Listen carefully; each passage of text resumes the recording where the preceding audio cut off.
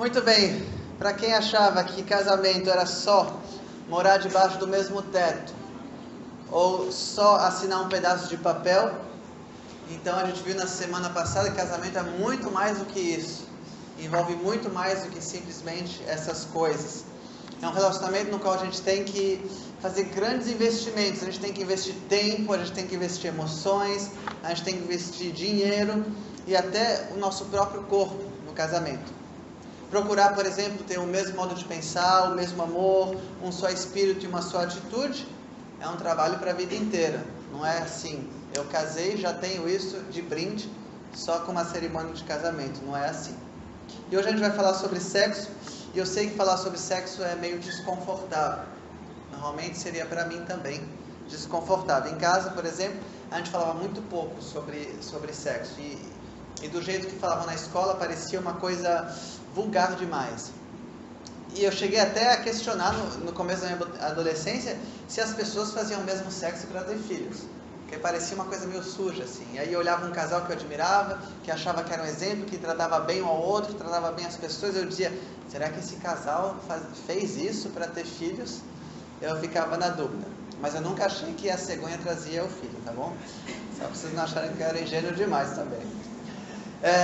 Eu não sei se você teve alguma imagem negativa de sexo durante a sua vida, mas deixa eu dizer que sexo na Bíblia é algo bom. Foi ele que planejou e foi feito para trazer prazer para as duas partes e para fortalecer a união no compromisso mais importante entre as pessoas, que é o casamento. A Bíblia deixa claro que o casamento em idade sexual ativa não pode deixar de investir um no outro com o próprio corpo.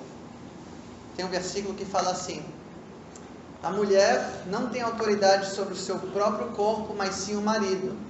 Mas antes de você ficar preocupada demais, ele continua: da mesma forma, o marido não tem autoridade sobre o seu próprio corpo, mas sim a mulher. Que os dois não se neguem um ao outro, a não ser que concordem em não ter relações por algum tempo, a fim de se dedicar à oração. Mas depois devem voltar a ter relações, a fim de não caírem nas tentações de Satanás, por não poderem se dominar.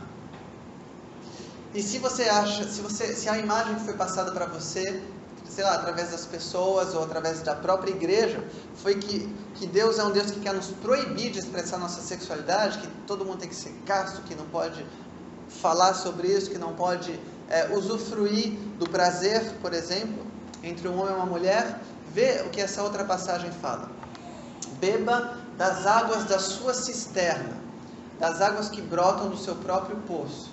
Ele está referindo da sua própria esposa.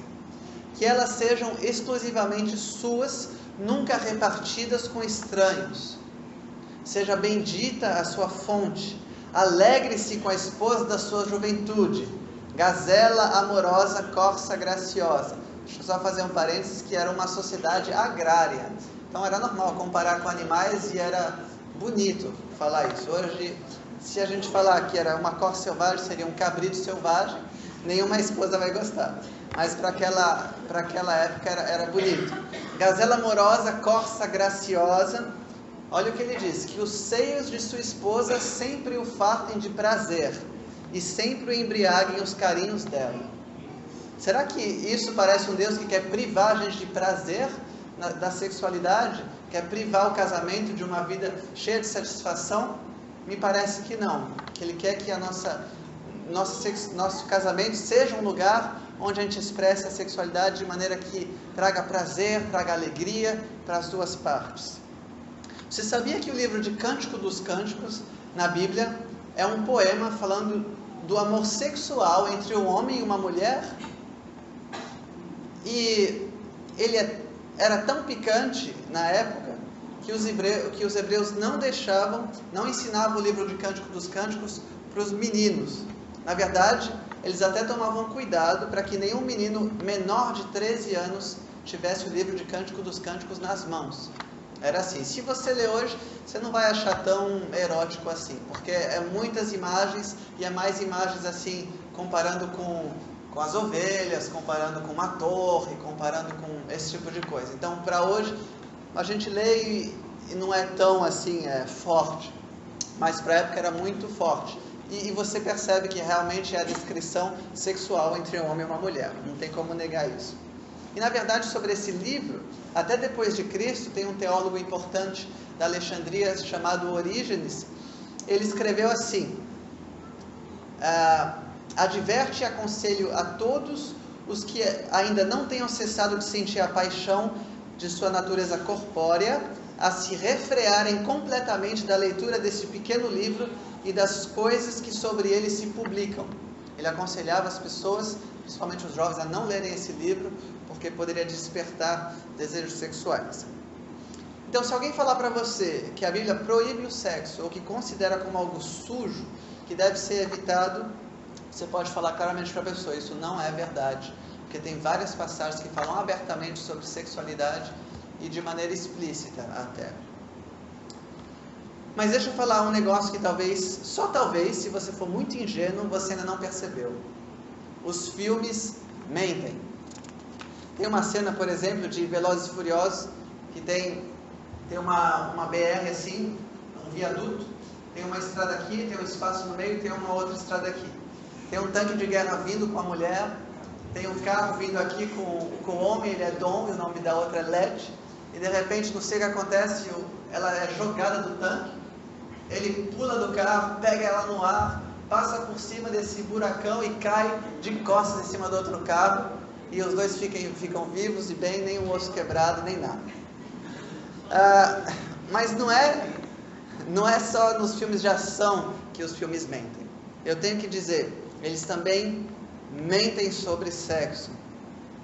Os filmes normalmente têm uma obsessão de mostrar os casais se encontrando, cultivando um relacionamento e depois, na primeira vez, já tendo a melhor relação sexual do mundo, como se isso acontecesse com todo mundo.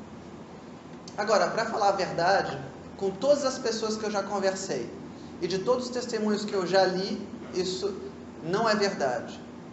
Num casal, a sexualidade também passa pela conversa um com o outro.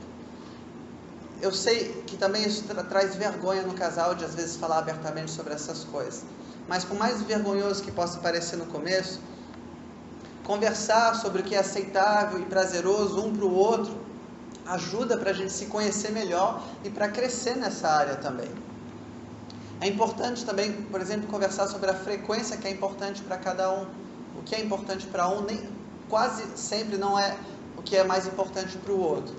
E a gente precisa conversar sobre isso, descobrir a maneira de crescer nessa sexualidade também.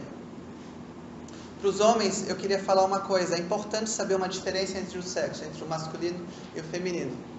Os homens, normalmente, eles querem ter sexo para se sentir íntimo de alguém.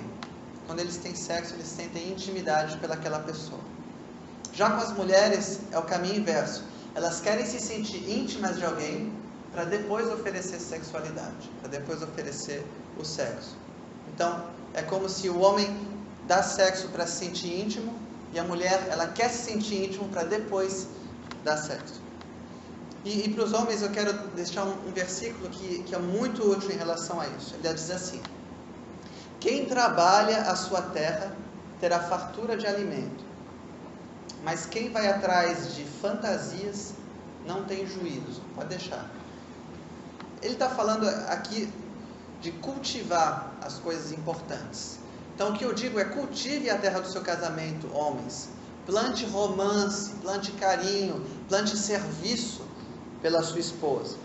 Converse também sobre as suas necessidades, o que você sente que é importante na relação sexual. Ouça também as necessidades dela, o que ela sente, o que ela precisa. E aí então, cuide primeiro do que é importante para ela. Faça simplesmente o que precisa ser feito para amar essa pessoa linda que é a sua esposa.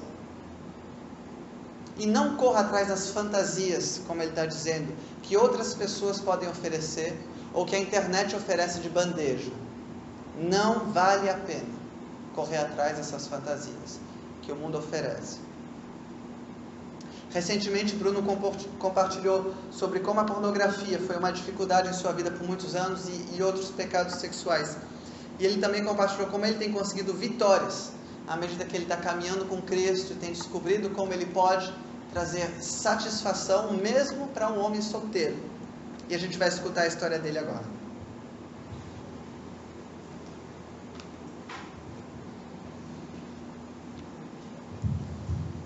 Para mim ainda é um pouco difícil, mas Deus vai me ajudar. Até aqui, eu só deixei que vocês conhecessem o que eu queria que vocês conhecessem. Durante toda a minha infância, eu morei no Cardoso desde pequeno, com meus pais, e quando eu tinha 5 anos mais ou menos, os amigos da minha rua, brincando e tudo mais, e um dia nós começamos a ter brincadeiras de garotos com garotos, de brincadeiras sexuais, de se envolver como se fosse uma coisa normal. E eu só tinha apenas 5 anos, eu me lembro. E quando eu tinha 9 anos, 5 anos, 6, 7, 8 anos, todos os anos também continuou. E quando eu tinha 9 anos, conheci outros amigos também, e eu fazia as mesmas práticas. Isso, garoto com garoto. E para mim, eu cresci aquilo como sendo uma coisa normal. E quando eu tinha toda a minha infância, meu avô mora ao lado da minha casa, e por muitas vezes eu fui abusado sem saber. E cada toque eu nem imaginava que tudo aquilo era um toque maldoso, né? Só hoje, quando eu estou grande, que eu estou percebendo. Quando eu parei a pensar, tudo aquilo que eu tenho vivido foi que eu comecei aquilo foi um abuso sexual para mim. E para mim aquilo era normal. Então passou-se 10, 11, 12 e por muitas vezes houve propostas. E sim, tive contato pessoal. E a última vez que eu tive contato pessoal assim, com um homem, quando eu tinha 14 anos. Eu tive contato realmente. Então, eram pessoas que me rodeavam e para mim aquilo era normal. Você pensa, Bruno? Será Bruno? E durante todo isso que eu praticava, gerava um sentimento, poxa, de culpa, um sentimento de prisão. Eu achava que jamais na minha vida eu iria me libertar daquilo. E a minha vida, eu focava assim, eu vou crescer, eu vou casar com um homem, vou me relacionar com ele desde a minha vida, e em contrapartida na minha mente veio aquilo, tu não vai ter filho não, E eu via pessoas adultas com filho, aí eu comecei a parar para pensar, não vou ter filho não mesmo não, Só que em mim havia um sentimento, havia atração por aquilo. E eu ficava, aquilo na minha mente muito perturbado. Aí até que em 2011, no final de 2011, em outubro, a minha mãe faleceu, e eu desde criança sou do CCI, né? Do Centro Comunitário daí do Exército. E no final de 2011 minha mãe faleceu. Enquanto eu estava nessa época de ser abusado, de ter relacionamentos, eu comecei a me envolver com pornografia também, né? Aí eu vou nas redes sociais, vou na internet procurar. E aquilo me dava prazer, por um momento. Mas aquilo maior do que me dava prazer, depois me dava nojo, eu não sou nada. E eu me convenci disso. E durante toda a infância também, as pessoas diziam, Bruno, olha, eu falei, não sei o que, passa por aí. E durante toda a infância foi assim, né? E fui crescendo, eu aceitei essas palavras todas, cada uma, que as pessoas falavam. E durante, quando eu tinha 13 anos, meus amigos da rua,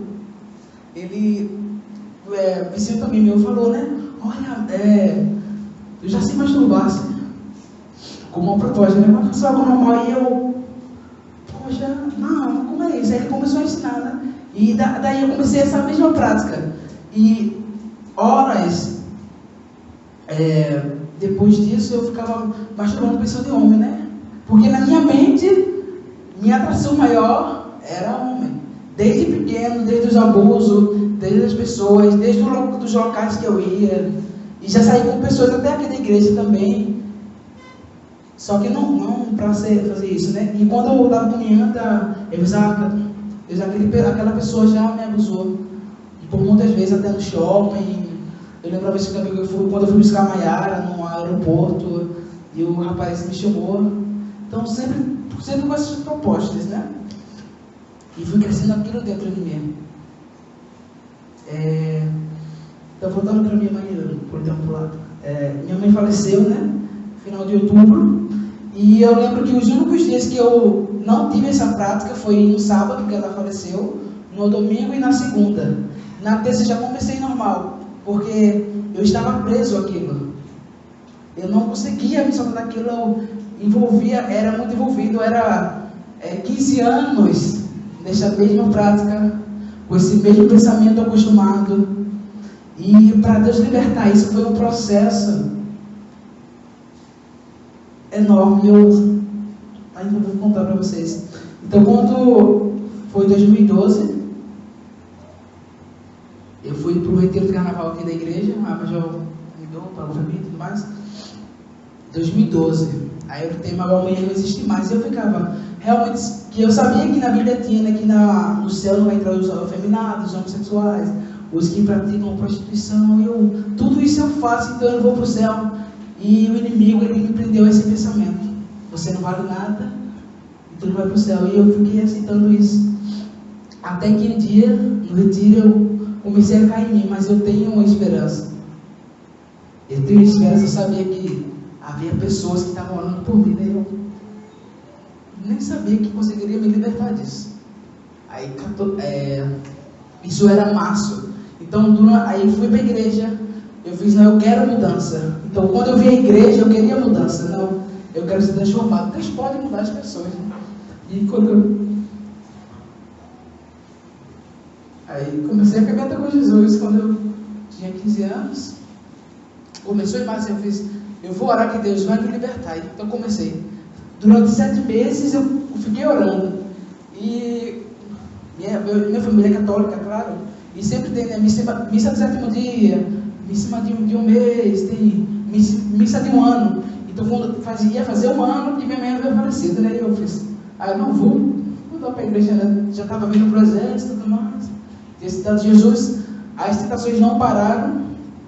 Só que eu não tinha mais contato. Então, mas minha mente era tudo voltado para Ele. Tudo era voltado a Deus. Eu sei que até alguns de vocês perceberam, a gente está afeminado, a gente não percebeu dentro do começo da igreja. Quer negar, sei lá, está mentindo. Quando chegou nesse dia que meus pais foram à igreja, meu pai e meu irmão, eu disse, eu vou ficar em casa, e comecei a orar. Então eu vejo toda a casa, só estava eu em casa. Eu vou orar, Senhor, me liberta disso, me liberta. E quando foi no outro dia, eu já senti algo diferente. Porque eu sabia que ali naquele quarto, Deus tinha vindo me visitar. Eu estava orando a Ele. E passou o processo. Só que ainda assim, foi o primeiro ponto, né? Aquele primeiro processo que deu aquele equilibrado. Eu sentia ao mesmo tempo desejo por homem e por mulher. E com o passar do tempo eu comecei a descobrir que era costume da minha mente.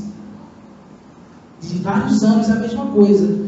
Isso com o tempo, com a ajuda do Espírito Santo, com a cura dele, vai saindo. Qualquer coisa na nossa vida, qualquer pecado. Uma primeira coisa que eu venci, né? Aí a partir daí veio com menos frequência. De tanto da masturbação, tanto do desejo de se relacionar, veio com menos frequência. Por quê? Deus, Ele estava começando ali já a obra, o processo. Isso era 2013. Então passou 2014, só em pensamentos, nunca mais, até hoje, nunca mais tive contato para a glória de Deus. Então 2014 passou, 2015 passou, 2016 eu estou aqui. E eu lembro que a primeira vez que eu compartilhei isso foi no pequeno grupo. Para as pessoas do pequeno grupo. Mas o estopim mesmo, quando ele falou comigo realmente, foi quando eu fui para o acampamento de semeadores em abril, acho que foi em abril desse ano. Faz um mês mais ou menos. Abril foi bom. Abril. E eu fui para São Paulo, né, um acampamento, E eu não sabia que Deus estava me tirando de lá para falar algo comigo. Então eu fui na acampamento lá, não sei o que, recebi treinamento e muito massa, e aprendi a trabalhar com crianças, aprendi várias coisas legais.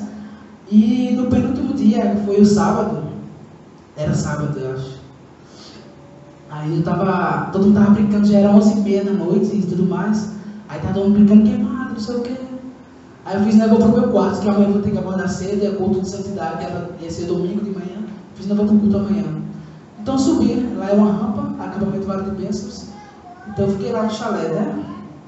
Me sentei lá à frente, e naquele momento que eu me sentei, eu pensei, eu vou convidar Deus. E havia um banco assim, e eu sentei no banco.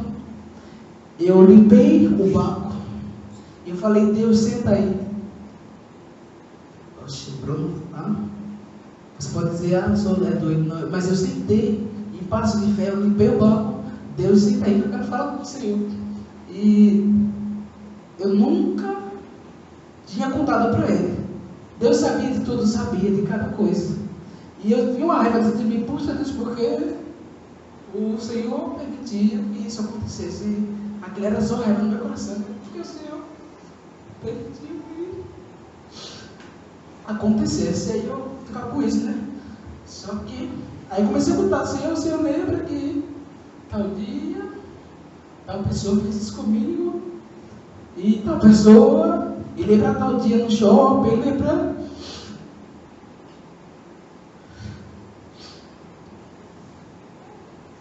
Tal dia,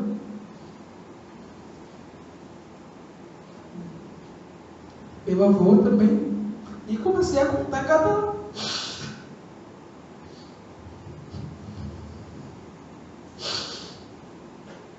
cada momento que eu sofri e fui passando por isso. E depois de contar a Deus tudo isso, tudo que eu lembrava dessa dor que havia, dessa prisão que eu vivia, depois que eu contei tudo, eu fiz, agora eu vou dormir. E fui dormir como normal, um dia normal, vou dormir. Amém, meu Deus. Mesmo na igreja, todos esses anos, havia esse sentimento dentro de mim. Agora, realmente, eu nunca tinha contado, e contei. E quando eu contei para Deus que eu fui dormir, aquela noite, Ele começou a agir, a operar em mim. E quando foi no domingo de manhã, a pastora Eliana estava dando a mensagem, né, falando sobre a vida dela, o testemunho dela. E ela, não, você tem que contar. Você tem que contar. E eu lembro que estava eu e Bel, outra garota, a gente estava todo sentado. E de repente eu só fazia chorar. Só chorar. Eu queria falar alguma coisa. E depois veio o Espírito Santo na minha mente, só dizia, você vai ter que contar. E eu falava, eu não vou contar. E o Espírito Santo falava, você vai contar. E eu falava, eu não vou contar. E às vezes eu queria falar, eu não vou contar, e eu não conseguia. E aquelas lágrimas me tomavam, eu não sabia o que estava acontecendo, mas eu sabia que cada lágrima, Deus estava lavando. Deus estava perdoando, Deus estava transformando. Então foi um processo muito longo.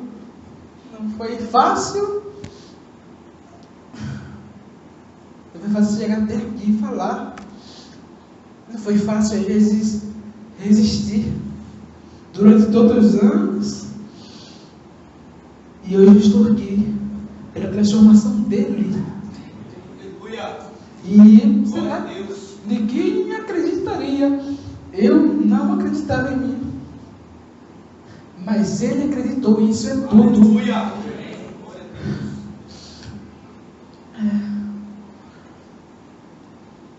E depois, quando eu comecei a caminhar com ele, eu lembrei desse dia, né, que a gente foi no acampamento. E eu sabia, eu entendi depois porque ele falou, você tem que falar.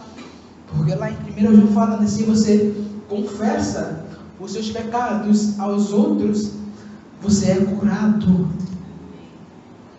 E eu provei e vi, era isso que ele estava fazendo. Então, à medida que eu contava às pessoas, eu era curado. E a cada vez que eu contava, eu era curado e curado.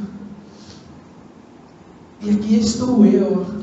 Esse é o Bruno que eu não deixei de ser conhecido, mas vocês conhecem agora quem era eu.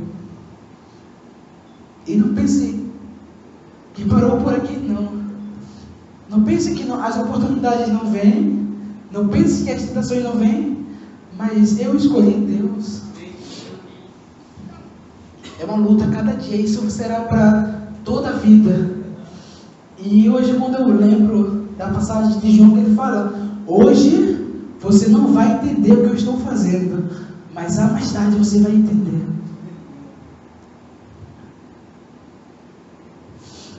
Hoje eu vejo que Deus é fiel.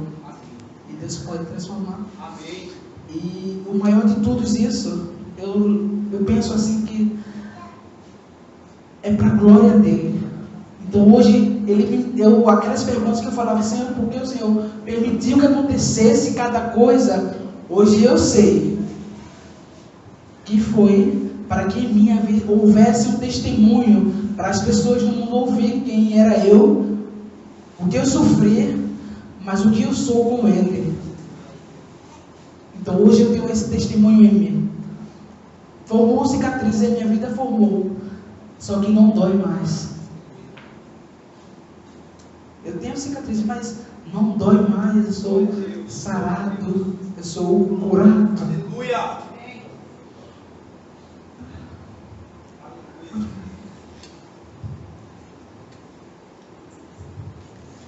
Queria que só a gente aplaudisse pela coragem de ter vindo aqui e te dar o testemunho dele.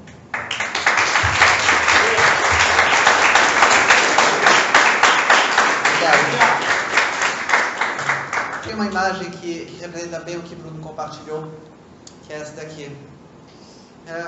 O mundo ele tem muita capacidade de distorcer a vontade perfeita de Deus. Porque a sexualidade fora do casamento, a pornografia pode oferecer, é isso aqui, está escrito: receba muito amor por R$3,50. E na verdade é só uma máquina, e por trás está toda a porcaria dessa máquina, todas as engenhocas dela. É isso que o pecado faz com a gente. Pode até, às vezes, parecer inofensível, falando, por exemplo, da pornografia, dizendo assim: não estou fazendo nada com ninguém mesmo. Mas sabe, cada vez que a gente consome, por exemplo, pornografia, a gente está treinando nossa mente para pensar nas mulheres só como objetos. E na verdade, elas são muito, muito, muito mais preciosas do que isso. E eu ouvi recentemente o testemunho de uma ex-modelo de fotos e filmes pornôs. E ela disse assim, ela foi alcançada por uma igreja que se chama 3X, e é uma igreja que tem um ministério realmente para ajudar essas pessoas que antes estavam no mundo da pornografia, atrizes e atores que estavam nesse mundo, para restaurar eles. E ela dizia assim: sabe, o que eu achei diferente nessa pessoa da igreja é porque ela veio só para conversar comigo e para me amar do jeito que eu era, enquanto outras pessoas só me viam, só queriam minha amizade para ter algo que eu poderia dar sexualmente. Esse tipo de amor puro foi o que salvou minha vida, que me trouxe para Jesus. Então, apesar de ser originalmente planejado por Deus para trazer prazer e demonstração de amor, muitas vezes o sexo foi usado para machucar as pessoas. E a gente está aqui para oferecer ajuda e cura para qualquer um que tenha sido machucado pelos seus próprios pecados ou pelos pecados sexuais de outras pessoas. Por exemplo, a capitã, a major, Sônia, Tina, minha esposa, são algumas mulheres dessa igreja que têm um coração sensível para ajudar outras mulheres que passaram por algum tipo de rejeição, algum tipo de abuso, seja físico, seja com palavras, seja na infância ou na adolescência. Existe realmente cura em Cristo para essa dor, e você não precisa ter vergonha de se abrir. Não foi culpa sua e Deus não te considera suja por causa do que quer que tenha acontecido. Se você é solteiro ou casado e sofre com vícios como a pornografia, ou se sofre tentações frequentemente na área sexual, você também não precisa passar por isso sozinho. Vários homens nessa igreja já passaram por isso e estão dispostos a ajudar outros na luta que vocês enfrentam. E finalmente, eu gostaria ainda de falar especialmente para homens e mulheres que podem estar tendo desejos homossexuais. Eu vou falar algo que talvez choque algumas pessoas, mas me deixe explicar primeiro, vocês vão ver que eu não estou contradizendo o que a Bíblia fala. O que eu vou falar é o seguinte: sentir atração por pessoas do mesmo sexo não é pecado. Se eu comparar, por exemplo, com alguém que é heterossexual, muitas vezes homens, inclusive casados, sentem atração por mulheres que não são suas esposas, e até aí ainda não tem pecado. O pecado vem quando a gente deixa esses pensamentos crescerem e a gente alimenta esses pecados. Aí sim é o que Jesus falou, que todo aquele que pensa já pecou.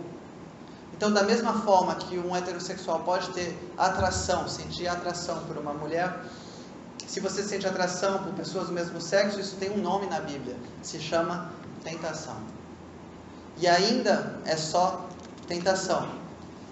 E na maioria das vezes a gente não tem controle sobre o que tenta a gente, sobre o que não tenta. Na maioria das vezes a gente é tentado e pronto. A gente não tem como controlar. Se você perguntasse para a maioria das pessoas aqui, todo mundo preferiria não ser tentado sobre o que tenta as pessoas. Porque é muito ruim mesmo.